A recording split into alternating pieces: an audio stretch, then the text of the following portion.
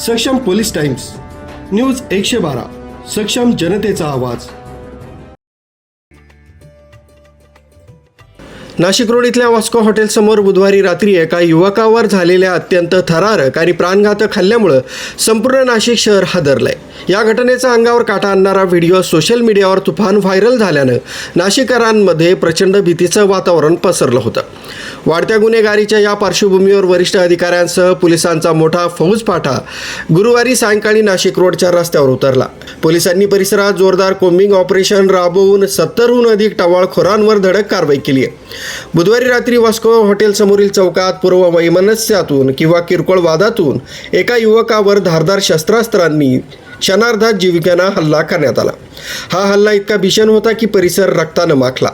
या थरारक घटनेचं चित्रण शेजारील नागरिकांनी मोबाईलमध्ये कैद केलं।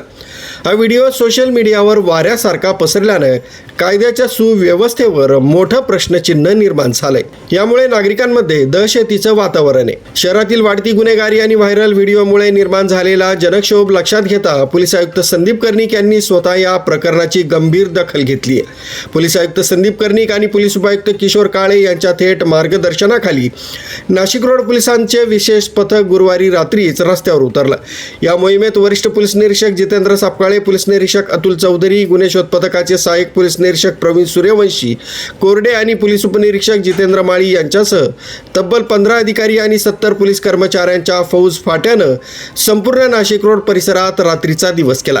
पोलिसांनी गुरुवारी रात्री नाशिक रोड परिसरातील सर्व संशयित कट्टे, हॉटेल्स आणि चौकांमध्ये रात्रभर जोरदार कोम्बिंग ऑपरेशन राबवलं। यावेळी परिसरात विनाकारण फिरणारे, भाईगिरी करणारे आणि संशयास्पद हालचाली करणाऱ्या तब्बल 70हून अधिक टवाळखोरांना पोलिसांनी ताब्यात घेतलंय। ताब्यात घेतलेल्या या सर्व टवाळखोरांवर मुंबई पोलीस कायदा कलम 112 आणि 117 अन्वये प्रतिबंधक कारवाई करण्यात आली।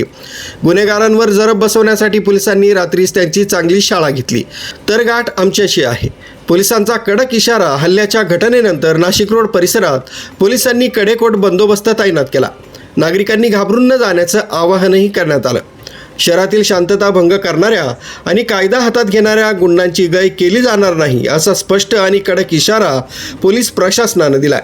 या धडक कारवाईमुळे गुन्हेगारांचे धाबे दणले असून नाशिककरांनी सुटकेचा निश्वास सोडलाय।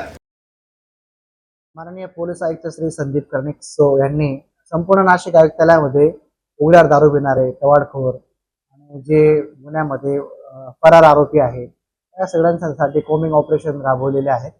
आज आपल्या विभागामध्ये म्हणजे परिमंडळ 2 या ठिकाणी माननीय पोलीस उपायुक्त श्री किशोर काळे सर, माननीय सहाय्यक पोलीस उपायुक्त श्रीमती संगीता निकम मॅडम यांच्या मार्गदर्शनाखाली आम्ही नाशिक रोड विभागामध्ये कंबाईंड कोम्बिंग ऑपरेशन राबवतोय। या कोम्बिंग ऑपरेशनमध्ये परिमंडळ 2 विभागातील चिंचाळे police station, Ambad police station, Satpur, MIDC या पोलीस स्टेशनचं आणि इकडं नाशिक रोड विभागामध्ये उपनगर आणि जोळेल कॅम्प या इथले अधिकारी व अंमलदार या ठिकाणी नाशिक रोड पोलीस स्टेशनला एकत्र येऊन ही मोहीम आम्ही राबवतोय। ही मोहीम साधारणतः रात्री 10 वाजेपर्यंत सुरू असणार आहे। या ठिकाणी जितके पण उघड्यावर दारू पिणारे, टवाळखोर किंवा गांजा किंवा नशेडी पदार्थ सेवन करणारे यांच्यावर या ठिकाणी आणून कारवाई केली जात आहे। अद्याप हा जो मोहीम आहे ती अद्याप सुरू आहे। आतापर्यंत साधारणतः 50 टवाळखोरांवर कारवाई करण्यात आलेली आहे। ती 10 वाजेपर्यंत कारवाई सुरू असते। न्यूज ब्युरो सक्षम police times news 112 Nashik road.